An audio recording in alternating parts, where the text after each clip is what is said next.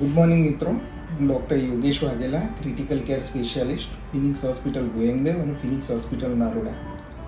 મિત્રો, આજે એક ઇન્ટરેસ્ટિંગ ટૉપિક વિશે વાત કરવાની છે. રૂટીનલી બધા વિડીયોઝ કોઈને કોઈ મેડિકલ કન્ડિશન અને એમાં આઈસીયુની રિક્વાયરમેન્ટ પર છે, પણ આજે એક એવા ટૉપિક પર વાત કરવા જઈ રહ્યો છું જે બિંગ ક્રિટિકલ કેર સ્પેશિયાલિસ્ટ મેં મારી 10 વર્ષથી વધારેની પ્રેક્ટિસમાં જોયું છે. ઘણા બધા પેશન્ટના રિલેટિવ આજે પણ જ્યારે પણ પેશન્ટની પરિસ્થિતિ એટલી ક્રિટિકલ હોય કે જ્યારે એને વેન્ટિલેટર પર મૂકવાની જરૂર પડે અને અમે વેન્ટિલેટર વિશે વાત કરીએ છીએ તો કાં તો પહેલાં ઘણા બધા ડરી જાય છે, બીજા ઘણા બધાની ઈચ્છા નથી હોતી કે પેશન્ટને વેન્ટિલેટર પર મૂકવામાં આવે. એટલે એક રીતે એવું મગજમાં ઇમેજ ઊભી થઈ ગઈ છે કે વેન્ટિલેટર પર મૂક્યું એટલે પેશન્ટ મરી જશે. જો એક જ વાક્યમાં એનો જવાબ આપું ને તો વેન્ટિલેટર પર મૂકો પેશન્ટ મરી જાય એવું ક્યારેય નથી. વેન્ટિલેટર એ પેશન્ટનો જીવ બચાવવા માટે આપણને સમય આપનારું એક ઇમ્પોર્ટન્ટ મેડિકલ ઇક્વિપમેન્ટ છે, જેનો પ્રોપર ટાઈમે પ્રોપર રીતે યુઝ કરવામાં આવે તો ઘણા સારા રિઝલ્ટ મળી શકે છે, ઘણા બધા પેશન્ટોને બચાવી શકાય છે. મિત્રો, જે લોકો આ રીતે વિચારી રહ્યા છે એમને એક બહુ જ્યારથી વેન્ટિલેટરની શરૂઆત થઈ ત્યારથી વાત કરું કે મિકેનિકલ વેન્ટિલેટર મશીન એ બેઝિકલી જરૂર ક્યારે ઊભી થઈ કે જ્યારે પોલિયો એપિડેમિકમાં ખૂબ જ વધારે સંખ્યામાં બાળકો મરી રહ્યા હતા. પોલિયો એપિડેમિકમાં જ્યારે શરીરના બધા જ સ્નાયુઓ પેરાલિસિસ થઈ જાય એટલે શ્વાસોશ્વાસના મસલ પણ પેરેલાઇઝ થઈ જાય અને એ પેરાલિસિસ કન્ટિન્યુઅસ ના હોય, લાઈફ લોંગ ના રહેવાનો હોય ઘણા બધા કેસમાં, ત્યારે શ્વાસના મસલ પેરાલિસિસ થઈ જવાના કારણે પેશન્ટને કોઈ પણ રીતે શ્વાસોશ્વાસ ના આપી શકાય અને આ સિચ્યુએશનના કારણે પેશન્ટો મરી જતા હતા.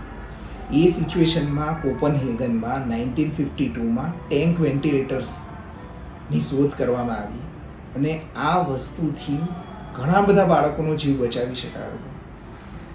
1952થી અત્યારે 2021ની વાત કરું તો મેડિકલ ક્ષેત્રે ઘણી શોધખોળોના કારણે અત્યારનું વેન્ટિલેશન એ ખૂબ જ પેશન્ટ ફ્રેન્ડલી, ખૂબ જ એડવાન્સ, ખૂબ જ સારી રીતે પેશન્ટોને આપી શકાય એ પોઝિશનમાં છીએ. બધી વાતો સાથે બેઝિકલી વેન્ટિલેશન હોય છે શું? મિકેનિકલ વેન્ટિલેટર એ ક્રિટિકલ ઇલનેસમાં પેશન્ટના ફેફસા જેવું કામ કરે છે અને ઓક્સિજન પ્રોવાઈડ કરે છે. હવે આ સિચ્યુએશનની જરૂર શું કામ હોય કે જ્યારે પેશન્ટને ક્રિટિકલ લંગ ડિઝીઝ હોય કાં તો બીજા બધા મેડિકલ પ્રોબ્લેમના કારણે શ્વાસોશ્વાસ બહુ વધારે પ્રમાણમાં લે, શ્વાસોશ્વાસ એક હદથી વધારે પ્રમાણમાં લે, ફેફસાના મસલ થાકી જાય, પછી એ શ્વાસ ના લઈ શકે, તો આ ટાઈમ ડ્યુરેશન દરમિયાન પેશન્ટને ફિક્સ અમાઉન્ટમાં શ્વાસોશ્વાસ મળતા રહે તે નિશ્ચિત કરી શકે, એને ફિક્સ અમાઉન્ટમાં ઓક્સિજન મળે તે નિશ્ચિત કરી શકે.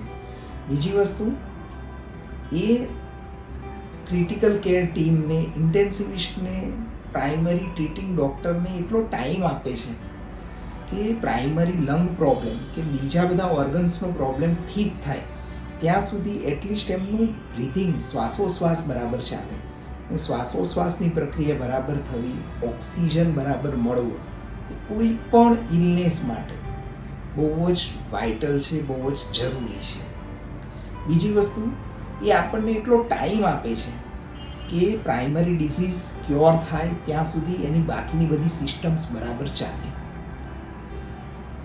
કયા કયા રોગમાં એને મૂકવાની જરૂર પડે તો કોરોના પેન્ડેમિક પછી એ તો ઓલમોસ્ટ બધાને જ ખ્યાલ હશે કે ન્યુમોનિયામાં એ વાયરલ હોય, બેક્ટેરિયલ હોય, advance lung disease, chronic obstructive pulmonary disease, chronic સ્મોકિંગના કારણે, બીજા બધા કારણોસર ફેફસા નબળા પડેલા હોય, મેજર પેરાલિસિસનો એટેક આવે,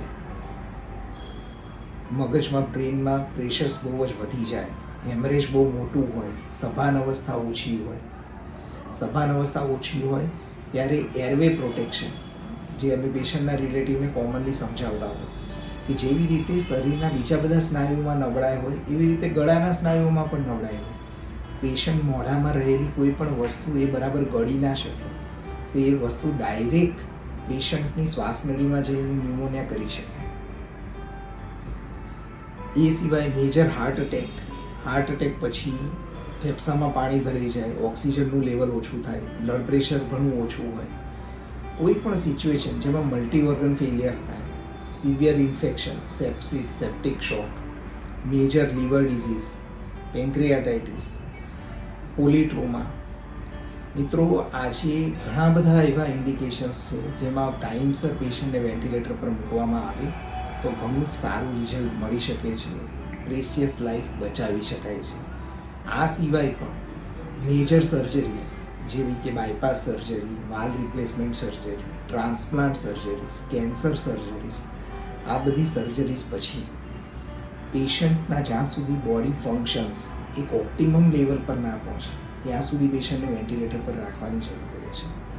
સો મિત્રો, મારું તમને બધાને એક નમ્ર વિનંતી છે કે જ્યારે પણ તમારા પેશન્ટની સિચ્યુએશન ક્રિટિકલ હોય અને એને મિકેનિકલ વેન્ટિલેશનની જરૂર હોય તો પેશન્ટની પરિસ્થિતિને બરાબર સમજીને, સમજાવનાર ડૉક્ટરની વાત સમજીને ટાઈમસર યોગ્ય નિર્ણય લેવામાં આવે તો બચાવી શકાય તેવા રોગોમાં ટાઈમસર વેન્ટિલેટર પર મૂકવાથી 100% સારું રિઝલ્ટ મળે છે.